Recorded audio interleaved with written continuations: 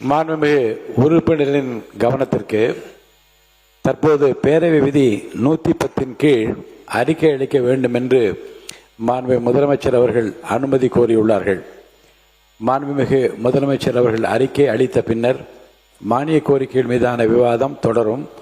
பேரவை விதி 110 கீழ் அறிக்கை அளிக்க மாண்புமிகு முதலமைச்சர் அவர்களுக்கு அனுமதி அளிக்கப்படுகிறது.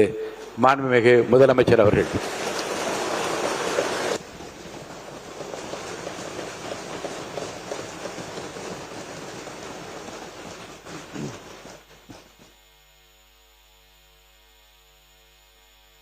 முதல்ல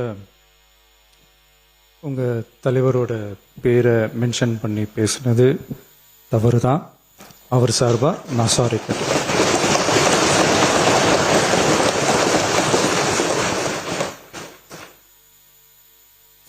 மாண்புமிகு பேரவைத் தலைவர் அவர்களே, தமிழக மக்கள் நம் உயிர் என்றால் தமிழக விவசாயிகள் நம்ம உயிர் நாடி.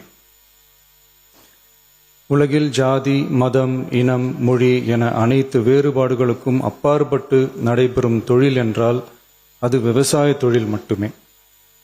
உலகின் ஓர் மூலையில் உற்பத்தி செய்யப்படும் விவசாய பொருட்கள் உலகின் மற்றொரு மூலையில் உள்ள மக்களின் உணவு தேவையை பூர்த்தி செய்கிறது. எந்த நாடு உழவு தொழிலை மதித்து விவசாயிகளுக்கு உரிய பாதுகாப்பையும் ஆதரவையும் வழங்குகிறதோ அந்த நாட்டில்தான் மக்கள் வளமாகவும் மகிழ்ச்சியாகவும் வாழ முடியும். தமிழக வெற்றிக் கழக அரசு பல்வேறு நிதி நெருக்கடிகளின் மத்தியில் ஆட்சி பொறுப்பேற்றாலும் பதவியேற்ற 15 நாட்களுக்குள் விவசாயிகளின் கடன் சுமையை குறைக்க கடந்த 25/5/2026 அன்று குறு சிறு மற்றும் இதர விவசாயிகள் பெற்றிருந்த பயிர்க்கடனில் 50,000 ரூபாய் வரையிலான கடன்களை முழுமையாக தள்ளுபடி செய்ய ஆணை பிறப்பிக்கப்பட்டது.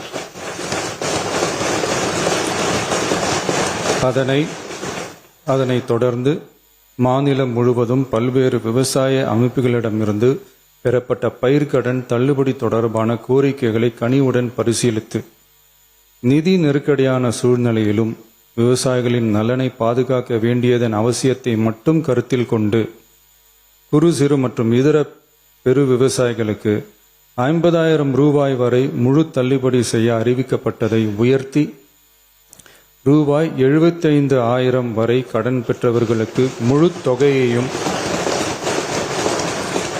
ரூபாய் 75,000க்கும் மேல் கடன் பெற்றவர்களுக்கு ரூபாய் 35,000 தள்ளுபடி செய்ய அறிவிக்கப்பட்டு அதன் மூலம் 14.44 லட்சம் விவசாயிகளுக்கு ரூபாய் 5,932.23 கோடி அளவிலான கூட்டுறவு பயிர்க்கடன் தள்ளுபடி செய்து 19/6/26 அன்று ஆணையிடப்பட்டது.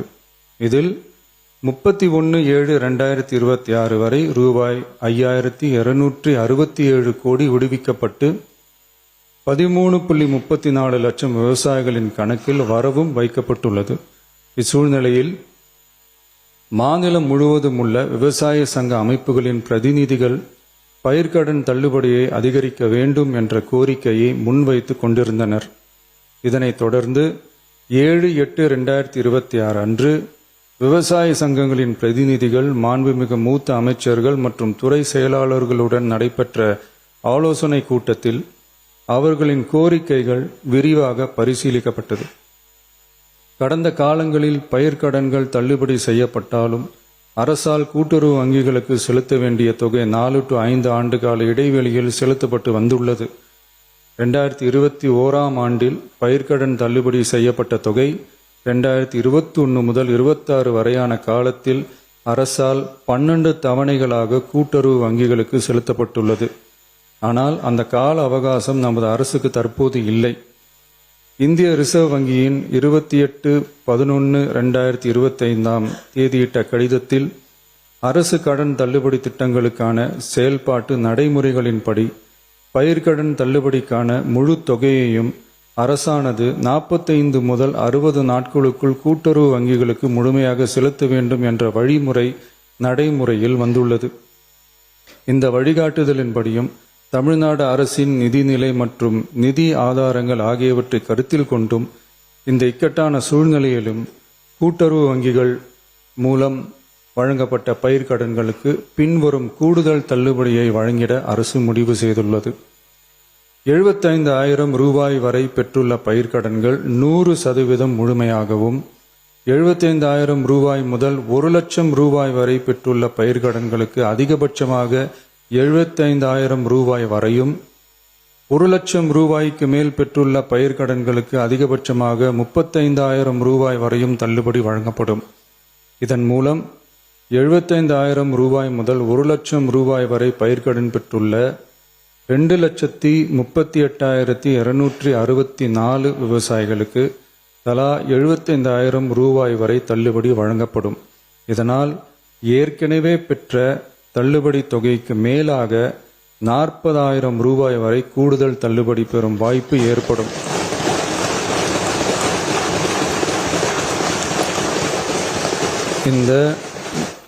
இந்த கூடுதல் பயிர்க்கடன் தள்ளுபடியால் அரசுக்கு சுமார் ரூபாய் 953.06 கோடி கூடுதல் நிதிச்சுமை ஏற்படும்.